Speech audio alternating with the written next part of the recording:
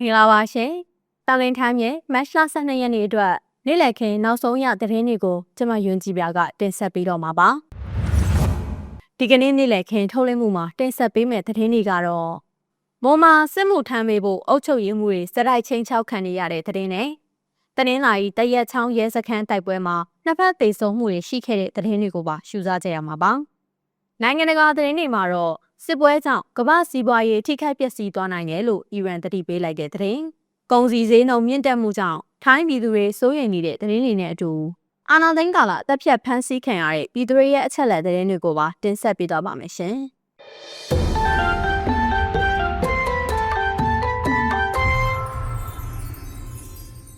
မွန်ပြည်နယ်မှာယခုမတ်လအတွင်းဖွင့်လှစ်မဲ့ပြည်သူ့စစ်မှုထမ်းအပတ်စဉ်23တင်တဲ့အတွက်စစ်မှုထမ်းပေးဖို့စတိုက်ချင်းချောက်ခံနေရတယ်လို့အမည်မဖော်လိုတဲ့အုပ်ချုပ်ရေးမှုတွေကတန်လင်းထားမှုပြောပါတယ်။စစ်ကော်မရှင်ဟာလာမယ့်ပြည်သူ့စစ်မှုထမ်းအပတ်စဉ်23တင်တန်းကိုမတ်လတတိယပတ်အတွင်းဖွင့်လှစ်သွားဖို့စီစဉ်ထားပြီးအဲ့ဒီတင်တန်းအတွက်အုပ်ချုပ်ရေးမှုတွေကိုစစ်မှုထမ်းတပ်သားစုဆောင်းပေးဖို့ဖိအားပေးနေတာပါ။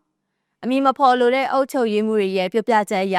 ရက်ကွက်ကျေးရွာတစ်ခုလင်အ ਨੇ ဆုံးစစ်မှုထမ်းတပ်သား10ဦးကနေ10ဦးအထိမပေးထားတဲ့အုပ်ချုပ်ရေးမှုတွေကိုဇက်တိုက်ဖိအားပေးနေတာဖြစ်ပါတယ်။စစ်မှုထမ်းတပ်သားစုဆောင်းပေးဖို့ဖိအားပေးရမှာလဲစစ်မှုထမ်းမပေးနိုင်တဲ့အုပ်ချုပ်ရေးမှုတွေကိုယာရုကနေဖြုတ်ချမယ်ဆိုတဲ့ချင်းချောက်မှုတွေလည်းရှိနေတယ်လို့ပြောဆိုထားပါတယ်ရှင်။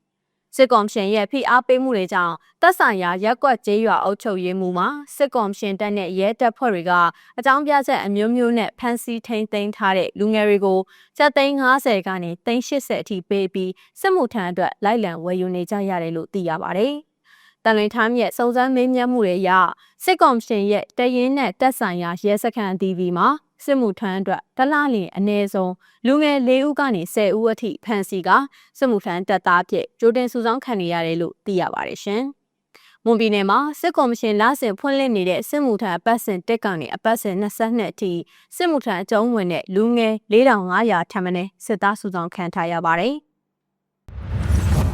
တနင်္လာရီတိုင်းတရက်ချောင်းမြို့ရှိတရက်ချောင်းမြို့မှာရဲစခန်းမှာဖြစ်ပွားခဲ့တဲ့တိုက်ပွဲတွင်နှစ်ဖက်ထိခိုက်ဒေဆုံးမှုတွေရှိခဲ့တယ်လို့တော်လှန်ရေးအားစုတွေကတန်လှန်ထားမှုပြောပါရယ်။ပြီးခဲ့တဲ့မတ်လ9ရက်နေ့ကစစ်ကော်မရှင်တပ်နဲ့ရဲတပ်ဖွဲ့ဝင်အား60လောက်အထိုင်ချတပ်ဆွဲထားတဲ့တရက်ချောင်းမြို့မှာရဲစခန်းကိုတော်လှန်ရေးတပ်ဖွဲ့တွေကဝင်ရောက်တိုက်ခိုက်ခဲ့တာပါ။အဲ့ဒီတိုက်ခိုက်မှုကြောင့်နှစ်ဖက်တိုက်ပွဲအချိန်တနာရီကျော်ကြာဖြစ်ပွားခဲ့ပြီးစစ်ကော်မရှင်ဘက်ကဒူရဲအုပ်တူအပါအဝင်4ဦးသေဆုံးပြီး10ဦးထပ်မံထိခိုက်ဒဏ်ရာရရှိခဲ့တယ်လို့ဆိုထားပါတယ်။နှစ်ဖက်တိုက်ပွဲတွင်ပြည်သူ့ကာကွယ်ရေးတပ်မတော် PDF တဝဲခရိုင်အမှတ်2တပ်ရင်းကရဲဘော်တဦးလည်းကြာဆုံးထားပြီးတဦးကတော့ထိခိုက်ဒဏ်ရာရရှိခဲ့ပါတယ်ရှင်။ဒီတိုက်ခိုက်မှုဟာမြို့ပေါ်မှာတိုက်ပွဲဖော်ဆောင်နိုင်တဲ့အခြေအနေနဲ့တရက်ချောင်းမြို့နယ်အတွင်းကျေးရွာတွေကိုစစ်ကော်မရှင်တပ်ရဲ့စစ်ကြောင်းထိုးမှုကိုဖိအားပေးတာလို့ဒေသခြေဆိုင်တော်လှန်ရေးတပ်ဖွဲ့တာဝန်ရှိသူတို့ကပြောထားပါတယ်။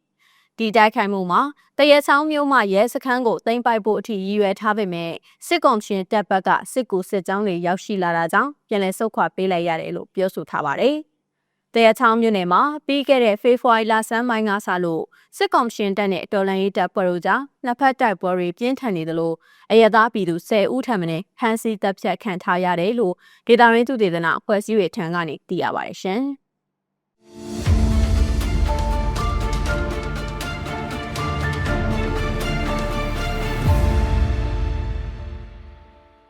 နိုင်ငံတကာသတင်းတွေကိုဆက်လက်တင်ဆက်ပေးပါမယ်။စစ်ပွဲကြောင့်ကမ္ဘာစီးပွားရေးထိခိုက်ပျက်စီးသွားနိုင်တယ်လို့အီရန်တတိပေးလိုက်ပါတယ်။ဒီအကြောင်းကိုတော့ပပိကပြပြပေးထားပါတယ်ရှင်။အမေရိကန်၊အစ္စရေးတို့ရဲ့ရှေ့ကြားတဲ့စစ်ပွဲဆင်နွှဲနိုင်ကြောင်းနဲ့ကမ္ဘာစီးပွားရေးထိခိုက်ပျက်စီးသွားနိုင်ကြောင်းအီရန်ကတတိပေးလိုက်ပါတယ်။အမေရိကန်သမ္မတဒေါ်နယ်ထရန့်ကမိမိတို့တပ်တွေအနေနဲ့တိုက်ခိုက်စရာနည်းနည်းပဲကျန်ရှိတော့ကြောင်းနဲ့အလုပ်ပြီးစီးအောင်လုပ်မယ်လို့မတ်လ12ရက်မှာပြောထားပါတယ်။တကဘာလုံးသုံးနေတဲ့ရည်နဲ့9ပုံတပုံဖြတ်တန်းရာဟော်မုရှီလက်ကြားတဝမ်းအခြေအနေတင်းမာနေချိန်စွမ်းရည်စည်းကွက်တွေအလန့်တကြားဖြစ်နေပါတယ်။အမေရိကန်နဲ့အစ္စရေးကအီရန်ကိုစတင်တိုက်ခိုက်ခဲ့တဲ့ဖေဖော်ဝါရီလ28ရက်နောက်ပိုင်းရေနံဈေးစတိုက်မြင့်တက်လာခဲ့ပြီးကုန်စည်ဈေးနှုန်းမြင့်တက်လာမှုတွေကိုကြုံတွေ့နေရပါတယ်။ဟော်မုရှီလက်ကြားကိုအီရန်ကပိတ်ထားပြီးမိုင်းတွေချထားဖို့ကြိုးပမ်းတဲ့တင်မော28စီကိုအမေရိကန်ကတိုက်ခိုက်ခဲ့ပါတယ်။အဲ့ဒီရေလက်ကြားကဖြတ်တန်းမှုကြိုးပမ်းတဲ့တင်မောမှန်သမျှကိုမီးလောင်တိုက်သွင်းမယ်လို့အီရန်ကချိန်ချောက်ထားပါတယ် ဒေါ်နယ်ထရန့်ကအဲ့ဒီရေလက်ကြားကိုဖျက်ဆီးသွားမဲ့တင်မောတွေကိုလိုအပ်ရင်အမေရိကန်ရေတပ်ကစောက်ကျက်လိုက်ပါပေးမယ်လို့ပြောကြားထားပါတယ်။ဒါပေမဲ့မတ်လ12ရက်မှာပဲထိုင်းကုန်တင်မောတစ်စီးဟော်မုရေလက်ကြားအနီးမှာတိုက်ခိုက်ခံခဲ့ရပါတယ်။ဒီလိုကဘာကြီးအခက်ကြုံနေချိန်မှာနိုင်ငံတကာစွမ်းအင်အေဂျင်စီကအရန်တိုးလောင်ထားတဲ့ရေနံစီပေါင်းတန်400ကိုထုတ်ပေးသွားမှာဖြစ်ကြောင်းကြေညာထားပါတယ်။ အမေရိကန်သမ္မတကစစ်ပွဲမကြခင်ပြီးဆုံးမှဖြစ်ကြောင်းပြောထားပြီးအီရန်ကိုပြစ်အားတိတိတတ်တာတိုးမြင့်ပြီးတော့တိုက်ခိုက်သွားမယ်လို့ကြုံဝါထားပါတယ်။မိမိအနေနဲ့စစ်ပွဲကိုအဆုံးသတ်စေခြင်းနဲ့အချိန်ရောက်ရင်အဆုံးသတ်သွားလိမ့်မယ်လို့ဒေါ်နယ်ထရန့်ကဆိုပါတယ်။ဒါပေမဲ့အစ္စရေးစစ်တပ်ကတော့လုံးစရာအများကြီးကြံနေသေးကြောင်းနဲ့နောက်ထပ်တိုက်ခိုက်ရမယ့်ပြစ်မှတ်တွေအများကြီးရှိနေသေးတယ်လို့ပြောပါတယ်။စစ်ပွဲ12ရက်တည်းဝင်ရောက်လာချိန်မှာအီရန်ကအမေရိကန်အစ္စရေးတို့နဲ့ဆက်နွယ်မှုရှိတဲ့ဗဟိုဘဏ်တွေကိုတိုက်ခိုက်မယ်လို့ထိန်းချုပ်ထားပါတယ်။ဒီလိုချိန်ချမှုတွေထွက်ပေါ်လာပြီးနောက်ဒူဘိုင်းရှိနိုင်ငံတကာလုပ်ငန်းတွေကဝန်ထမ်းတွေဘေကင်းရာကိုရှောင်တိန်ခဲ့ရပါတယ်။အမေရိကန်စီးပွားရေးနဲ့တကမ္ဘာလုံးစီးပွားရေးထိခိုက်ပျက်စီးသွားနိုင်တဲ့ရေရှည်စစ်ပွဲတစ်ခုမှာအမေရိကန်နဲ့အစ္စရေးပါဝင်နေတဲ့ဆိုတာကိုသတိပြုထားတဲ့တယ်လို့အီရန်ကပြောပါတယ်။မိမိတို့ရေတပ်ကသတိပေးထားတာကိုဂရုမစိုက်ပဲဟော်မုရေလက်ကြားထဲဝင်ရောက်လာတဲ့ကုန်သည်တင်မောနှစ်စီးကိုတိုက်ခိုက်ခဲ့တယ်လို့အီရန်ဒေါ်လာရေးအဆောက်တပ်ဖွဲ့ကပြောထားပါတယ်။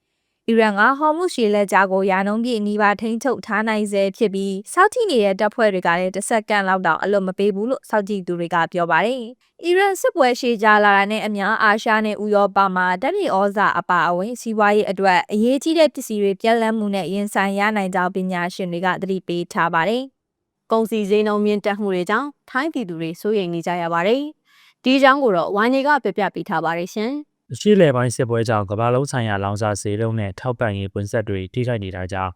နေ့စဉ်လိုအပ်တဲ့ကွန်မရှင်ဈေးနှုန်းတွေမြင့်တက်လာမှုနဲ့ပတ်သက်လို့ထိုင်းပြည်သူတွေစိုးရိမ်နေကြပါတယ်။နေထိုင်စားသောက်မှုဈေးရမကြသေးခင်သတင်းပတ်တွေအတွင်းဇက်တိုက်မြင့်တက်လာနေတယ်လို့ဒေသတော်တော်များများမှာနေတဲ့ထိုင်းနိုင်ငံသားတွေကပြောပါတယ်။ထိုင်းမှာအစာကြောက်တွေနဲ့အိမ်အောင်စုသုံးကွန်မရှင်တွေတိတိတပါမြင့်တက်လာနေပါတယ်။ပုံစံဈေးနှုန်းမြင့်တက်လာတာဟာစွမ်းအင်ဈေးနှုန်းမြင့်တက်မှုကုန်ကျန်းပစ္စည်းဈေးနှုန်းမြင့်တက်မှုနဲ့ကမ္ဘာတော်ရဲ့သေယူဈေးကြီးမြင့်လာမှုတို့ကြောင့်ဖြစ်တယ်လို့ထိုင်းရာရှိတွေကပြောပါတယ်။အထူးသဖြင့်ဝင်ငွေနဲ့မိသားစုတွေနဲ့ကုန်သည်အသေးစားတွေနဲ့အိမ်အောင်စုတွေအများကြီးကနေထိုင်စားသောက်မှုဈေးကြီးမားမြင့်တက်မှုကြောင့်ဘတ်ဂျက်ထိခိုက်နေကြပြီဖြစ်ပါတယ်။စီးပွားရေးလုပ်ငန်းတွေကလည်းတွင်းကုန်တန်ဖိုးမြင့်တက်မှုနဲ့သေယူဈေးမြင့်တက်မှုကြောင့်ကြီးမားတဲ့ဖိအားတွေနဲ့ရင်ဆိုင်နေရတဲ့အတွက်ဈေးနှုန်းလျှော့ချဖို့မလွယ်ဘူးလို့တုံ့ပြန်ပါတယ်။ကုန်ကျစရိတ်ဆက်လက်မြင့်တက်နေမယ်ဆိုရင်ဈေးနှုန်းမြင့်တက်မဲ့ရေးကရှောင်ရှားလို့မရဘူးလို့စီးပွားရေးလုပ်ငန်းတချို့ကဆိုပါတယ်။စီးပွားရေးမတိမချမကြီးရမှုတွေနဲ့ကြုံတွေ့နေရတဲ့အိမ်အောင်စုတွေပေါ်ဝန်တော့ဝင်ဖို့ပြေလျော့စီရေးမရှိမဖြစ်လိုအပ်တဲ့ကော်မရှင်တွေရဲ့ဈေးနှုန်းတွေကိုထိန်းချုပ်ရေးအစီအစဉ်တွေစတင်ဆောင်ရွက်ဖို့နဲ့အခြေအနေကိုအနည်းငယ်စောင့်ကြည့်ပေးဖို့စားသုံးသူတွေကအစိုးရကိုတိုက်တွန်းပါတယ်။ထိုင်းနိုင်ငံမှာဟင်းသီးဟင်းရွက်ဈေးနှုန်းကအစားကုန်စည်ဈေးနှုန်းတွေတိတိတတ်တာမြင့်တက်လာနေပါတယ်။ဒီချိန်မှာတချို့ထုတ်ကုန်တွေရဲ့ဈေးနှုန်းဟာနှစ်ဆအထိမြင့်တက်လာတာဖြစ်ပါတယ်။အများပြည်သူတွေအနေနဲ့အကြောက်မလွန်ကြဖို့စီးပွားရေးဝန်ကြီးစူပါဂျီကတိုက်တွန်းပြီးအခြေအနေကိုအစိုးရကအထူးအဖွဲ့အစည်းပြီးတော့စောင့်ကြည့်နေတယ်လို့ပြောပါတယ်။စွမ်းရည်ဈေးနှုန်းမြင့်တက်မှုဟာကုန်ဈေးနှုန်းမြင့်တက်လာမှုရဲ့နောက်ွယ်ကအဓိကအကြောင်းရင်းဖြစ်ပါတယ်။ထိုင်းဆိုရကပြည်တွင်းလောင်စာဆီဈေးနှုန်းဒီငြိမ်စေမဲ့အစီအစဉ်တွေချမှတ်လှုပ်ဆောင်နေပေမဲ့နောက်ထပ်လောင်စာဈေးမြင့်တက်နေမယ်ဆိုရင်ကုန်စည်ထောက်ပံ့ရေးကွင်းဆက်တွေပြတ်တောက်သွားနိုင်တယ်လို့ကုန်သည်တွေကသတိပေးထားပါတယ်။စက်ပြုတ်ထုတ်လုပ်သူတွေအနေနဲ့တက်မီဩဇာဝယ်ယူဖို့ခက်ခဲရှိနေတယ်လို့လည်းထိုင်းရာရှိတွေကပြောထားပါတယ်။အီရန်ကိုအမေရိကန်နဲ့အစ္စရေးတို့ရဲ့တိုက်ခိုက်မှုကြောင့်ရှေ့လယ်ပိုင်းတွန်းမငြိမ်မသက်ဖြစ်နေပြီးတော့ရေနံထုတ်လုပ်မှုနဲ့ပို့ဆောင်မှုတွေလုံးဝနီးနီးရပ်တန့်သွားခဲ့ပါတယ်။ဒီကျိုးဆက်ကိုအရှိတောင်အရှပါမှကမ္ဘာတဝန်းခံစားနေရပြီးကုန်ပစ္စည်းဈေးနှုန်းတိတိတတ်တာမြင့်တက်မှုနဲ့ရင်ဆိုင်နေရပါတယ်။ထပ်မံပြီးစစ်ကောင်စီအာဏာသိမ်းထားတဲ့1865ရက်အတွင်းစစ်ဆောင်သူနဲ့ဖမ်းဆီးခံရသူတွေရဲ့နောက်ဆုံးရရှိထားတဲ့စာရင်းကိုတင်ဆက်ပေးပါမယ်။အာဏာသိမ်းစစ်ကောင်စီကြောင့်နိုင်ငံတော်မှာအာဏာသိမ်းမှုဖြစ်ခဲ့တဲ့1865ရက်အတွင်းအကြမ်းဖက်တပ်ဖြတ်ခံရပြီးကြာဆုံးခဲ့သူ9859ဦးအထိရှိလာပြီဖြစ်ပါတယ်။ဒါအပြင်ဖမ်းဆီးထိန်းသိမ်းခံထားရသူ3610ဦးအထိရှိလာပြီဖြစ်ပြီးပြန်လည်လွတ်မြောက်လာသူ8090ဦးအထိရှိလာပြီဖြစ်ပါတယ်။မိုဘီနယ်မှာတော့အာဏာသိမ်းမှုကာလတွေအတွင်းစစ်ကောင်စီရဲ့အကြမ်းဖက်တပ်ဖြတ်ခြင်းခံရသူ82ဦးရှိကဖမ်းဆီးခံထားရသူ800ကျော်မှာ200ကျော်ပြန်လည်လွတ်မြောက်ထားပါတယ်။ဒီစီရင်ကိုတော့နိုင်ငံရေးကျင်းသားများကိုနီဆောင်ရှောက်ရေးအသင်းထံမှရယူဖော်ပြတာဖြစ်ပါတယ်ရှင်။တာလင်ထားမြင့်နေ့လည်ခင်းနောက်ဆုံးရသတင်းထုတ်လွှင့်မှုအစီအစဉ်ကိုကြည့်ရှုခံစားခဲ့ရတာပါ။တာလင်ထားမြင့်သတင်းထုတ်လွှင့်မှုတွေကို Facebook, Telegram, Instagram, YouTube, Website, X, TikTok နဲ့တာလင်ထား application ကနေလည်းဝင်ရောက်ကြည့်ရှုနိုင်ပါတယ်။ကြည့်ရှုအားပေးခဲ့ကြတဲ့အတွက်ကျေးဇူးတင်ပါတယ်ရှင်။